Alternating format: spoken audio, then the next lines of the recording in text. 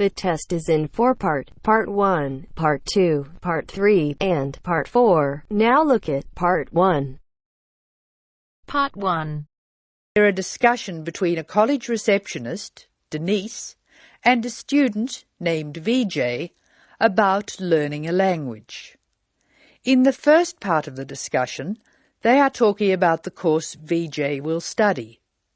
First, you have some time to look at questions 1 to 7.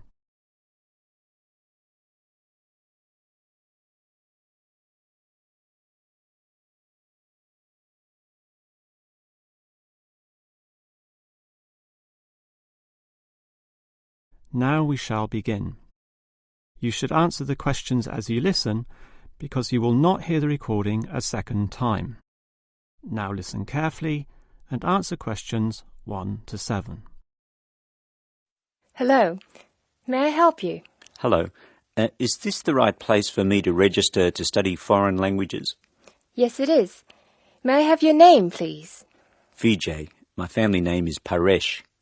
VJ Paresh. Okay. Do you have a telephone number? Yeah. 909-2467.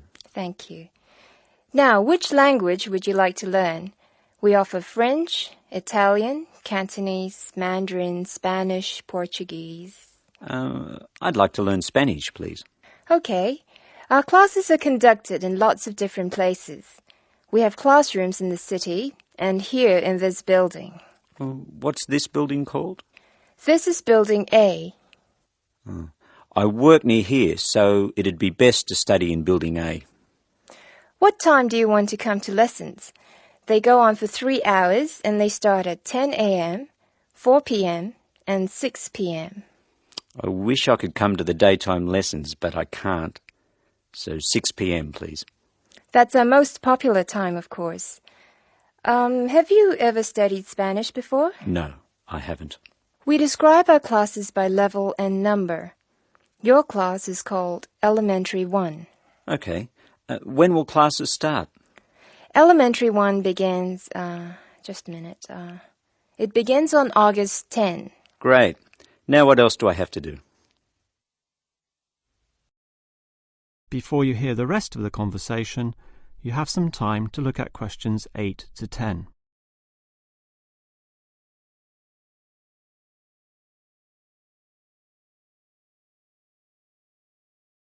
Now listen and answer questions 8 to 10. I'm sorry, VJ. What were you saying? I wanted to know what else I had to do. Oh, of course. Please go to the building on the other side of Smith Street. I want you to go to the reception area first. It's just inside the door on the left as you enter from Smith Street. Give them this form. Okay. Do I pay my fees there? No, but the fees office is in the same building. Go past the escalators and you'll see a games shop. It's in the corner. The fees office is between the games shop and the toilets. Thanks. Where can I buy books? The bookshop is opposite the lifts. It's right next to the entrance from Robert Street. Your offices are spread out. Not as badly as they used to be. By the way, we offer very competitive overseas travel rates to our students. Oh, I'd like to look into that. Of course. The travel agency is at the Smith Street end of the building, in the corner next to the insurance office. Thank you very much. Bye.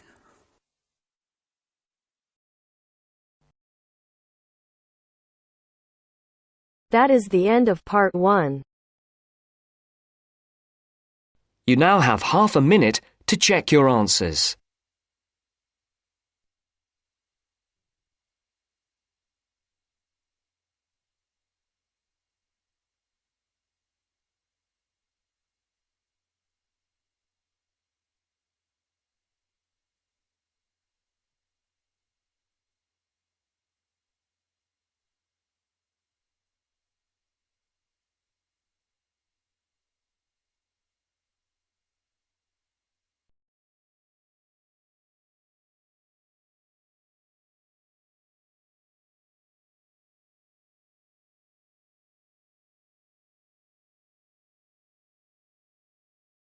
Now listen carefully and answer questions 11 to 16. Good afternoon. Hello. How can I help you? I'd like to make a transfer, please. You want to transfer some money? That's fine. Let me just bring up some details. Right, here we are. Can you tell me your name, please? It's Alice Deltour. OK, and your date of birth? 20th of February 1982. Right, and for security, can I have the first letter of your password? It's B. And the fifth letter? That's F. Fine. Now, where do you want to make the transfer to and from? I'd like to send money from my current account abroad. Which country are you sending it to? To China. My boyfriend is on holiday there, and he's run out of money. Oh dear. China, OK. Now, there are several ways to do this. We can do it by credit card, by electronic transfer, by cheque or by banker's draft. I'm not sure. What's the best way? Well, that all depends. The simplest way is by cheque, really. I just write the cheque and send it. Yes, but it can be very slow and take a long time for the money to clear, between 3 to 4 weeks. How soon do you need the money to get there? I'd like it to get there in the next couple of weeks.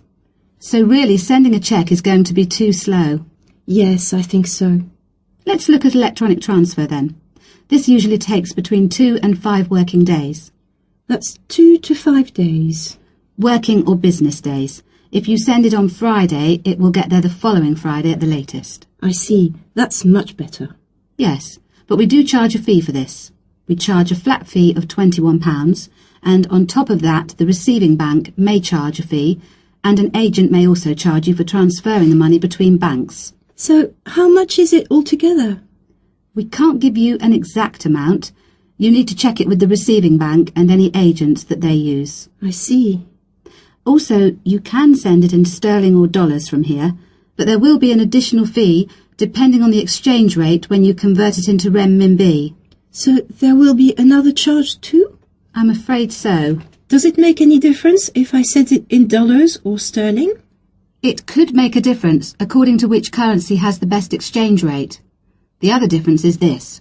If you send dollars, the amount goes through the US clearing system. We send the money to our branch in London. They then send it to our branch in New York, and the New York branch sends it to the bank in China. It goes all around the world then.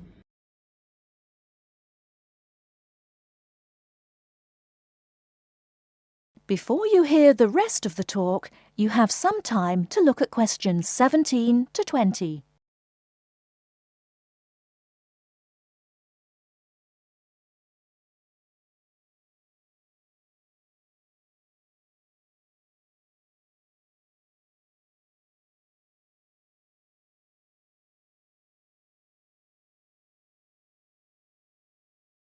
Now listen and answer questions 17 to 20. What about if I send sterling? In that case, we send it to our branch in London. From there it may go directly to China, unless the bank in China has an agent in London, in which case we transfer it to the London agent, and they send the money on to China. So how do I proceed with the transfer? OK, first we'll need some details about the beneficiary from you. The who? The beneficiary, the person receiving the money. OK, what do you need to know? We'll need the full name of the beneficiary and their account number. OK. You need to tell us the name of the bank in China and the address of the branch. We also need the bank's sort code and the SWIFT number. What's a SWIFT number? Basically, it's an interbank code. It helps banks identify each other through a unique code number. OK, and that's spelt? SWIFT, SWIFT. And the final thing we need is the reason for sending the money. You need a reason from me? I just told you my boyfriend's run out of money. Well, we don't need a reason. The receiving government needs to know why the money is entering the country, and we have to be able to tell them.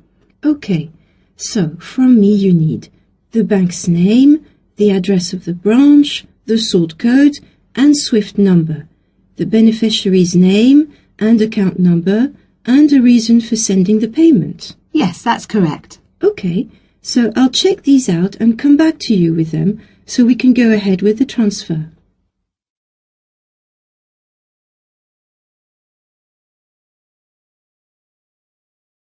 That is the end of part 2.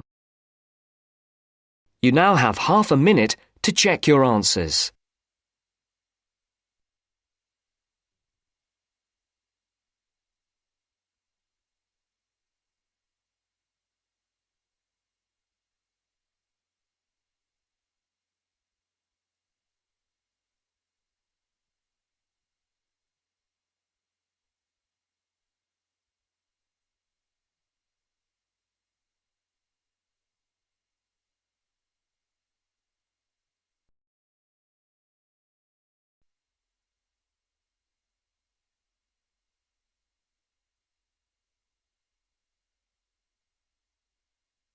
Now turns to part 3.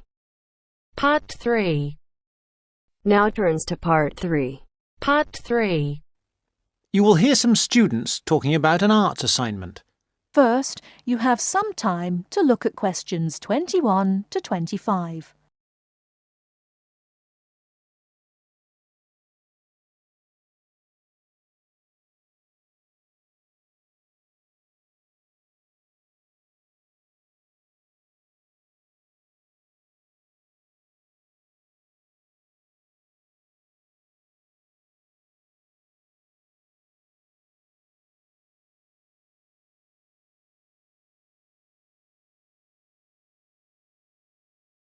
Now listen carefully and answer questions 21 to 25. What have you been working on, Arthur? I've been looking into the funding of the arts by the Arts Association. Oh, Mr. Simpson gave you that topic, did he? Yes, it's not too difficult. At least all the facts and figures are easy to find, or I think they will be. I've done a lot of useful stuff already. Simpson hasn't asked me to present my research for the past few seminars, so I think he might ask me this time. Well, what have you found out? Well, it's big money at the Arts Association. £330 million from the government and £118 million from the lottery. Let me see, I've got my notes here. Now, the Arts Association mission statement tells us that it exists to develop, sustain and promote the arts. So that's clear. But then we need to know exactly how it can do this. However, before we get to that, there are certain issues which the association must take into account. What are those issues? They are, first, access. This is the idea that the arts mustn't be just for the few. Not just Italian opera, but pop concerts too. Something like that. Other issues are education, cultural diversity, social regeneration and social inclusion. All these are different ways of saying that the arts are for everyone. All right, but what does it actually do? It does what it wants, I think. The government does not interfere in its activities, but demands that it gets value for money for its funds. But there must be certain programmes that it carries out. Oh, yes. There is the touring programme, which is what it says. That is, a programme to support... Give money to? Yes, that's right. To support touring companies, for example, dance companies, orchestras and so on. There is also the recovery programme. What on earth is that? It's a financial programme to give extra money to organisations which are financially in a bad way, or which might have financial difficulties in the future. Like it says, it's for their recovery. It all seems very complicated. It is. Before you hear the rest of the talk, you have some time to look at questions 26 to 30.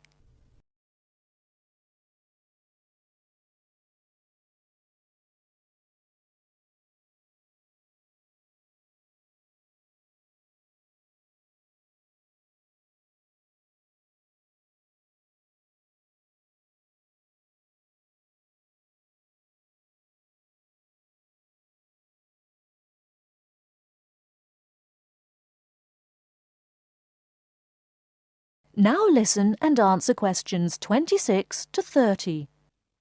Did you get any information on the reading for the other half of our work? Yes, I did. You mean the Art and Society module? Yes. Yes. I met Simpson himself as we were waiting for a train at Norchester Station, so I managed to ask him. Any luck? Yes, I've got the notes I took here. He told me, of course, to start with Greenberg, who covers contemporary art and the up-to-the-minute movements in America. It's about the modern movements, really. As far as the economic impact of art is concerned, a basic text is the Parliamentary Report on Art and the UK Economy. This gives lots of monetary facts and figures, but the figures are not very satisfactory, as, of course, a lot of the information is confidential and can't be published. Art Now, Art Wow by someone called Dennison sounds exciting, and is about how art and artists are created, presented for buyers, and sold in the US. It's about the whole trade in art as a phenomenon. Like a product? Like washing powder? Yes, that's the idea of the book anyway. And there's another one here. Oh yes, by someone called Hampton. It's a book called American Art, which Simpson says is full of discussion on the relationship of art to the other aspects of culture, such as film, television, books and so on. Popular culture, I suppose. Not just popular. Culture of all sorts, I imagine. Finally, for the spiritual and more abstract aspects of art, he recommends Art and the Mind of Modern Man by Frick. It's sort of about how art relates to how we think. He did have lots of other recommendations, but luckily his train arrived before he could move on to them. These seem enough to me. Yes, they're a good place to start. We will be busy.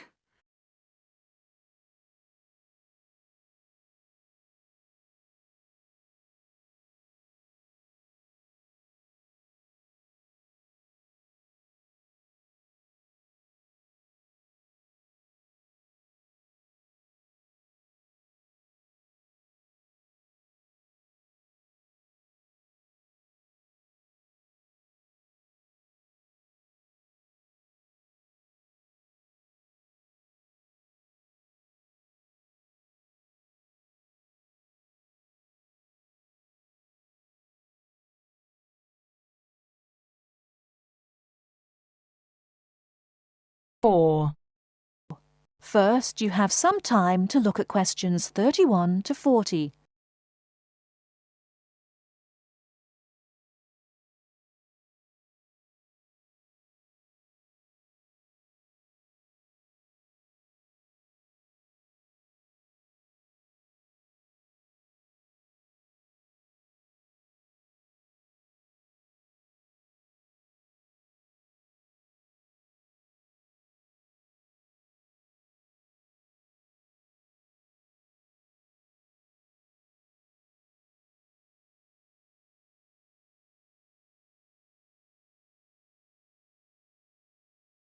Now, listen carefully and answer questions 31 to 40.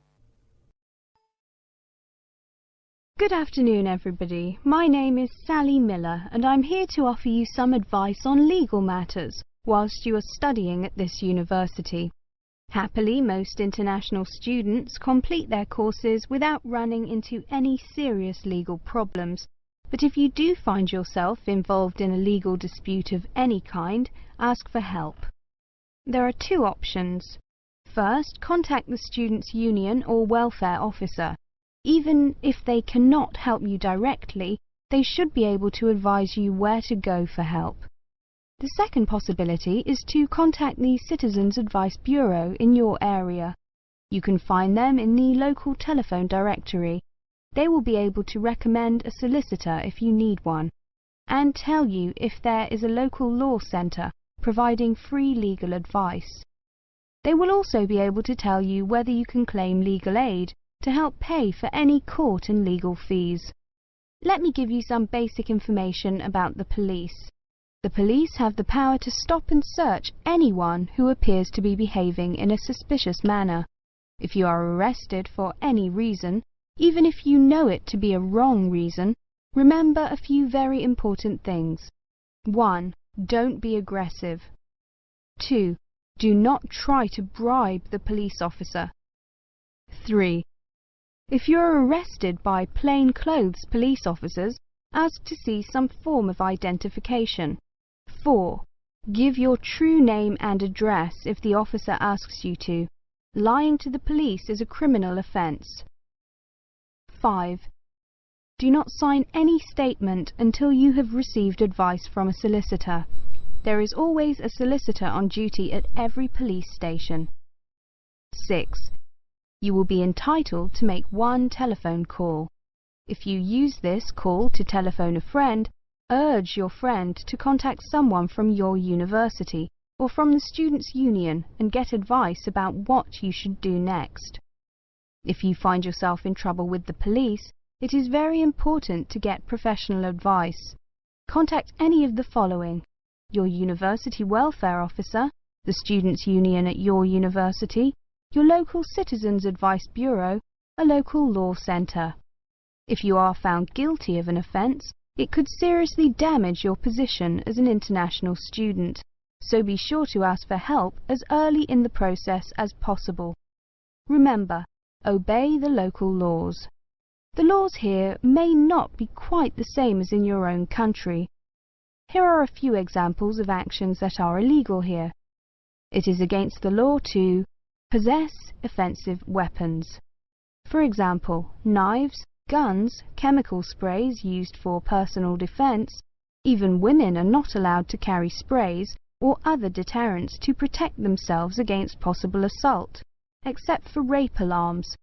Possess or supply hard or soft drugs. Disturb the peace. This is called disorderly conduct. This means that you can be arrested for being too noisy or rowdy. A few words about drinking. In this country, it is perfectly acceptable for adults to drink alcohol in moderate amounts. For many people, drinking is an established part of their social life. Going out for a drink is how they relax or spend time with friends. If you go to a party or visit people at home in the evening, your host will probably offer you a drink. Often a lot of university social life can revolve around drinking, especially for undergraduates. Do not be surprised if people arrange to meet in a bar, or if events are held in a pub. But you are not obliged to drink alcohol if you do not want to, even if you are in a pub or at a party where everyone else is drinking. You can always ask for a non-alcoholic drink instead. And if you feel uncomfortable going to places that serve alcohol, explain this to your friends. There are lots of other places where you can meet. If you do choose to drink, remember that you should never drive a motor vehicle after drinking alcohol. It is dangerous, and the police can impose serious penalties on you. Also, remember that being drunk in public is not acceptable either, and the police can arrest you for it. Drugs and alcohol can cause serious problems. Let me repeat that in this country it is illegal to use drugs, except under medical supervision. But if you do use illegal drugs and you develop a problem, there are organisations you can contact. Contact your students' union or your student counsellor. Anyone over 18 years old can legally buy and consume alcoholic drinks in this country. But if you think you might be drinking too much, get help and advice from your student counsellor or your doctor.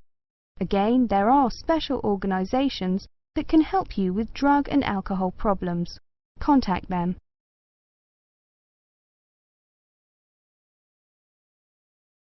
That is the end of part 4. You now have half a minute to check your answers.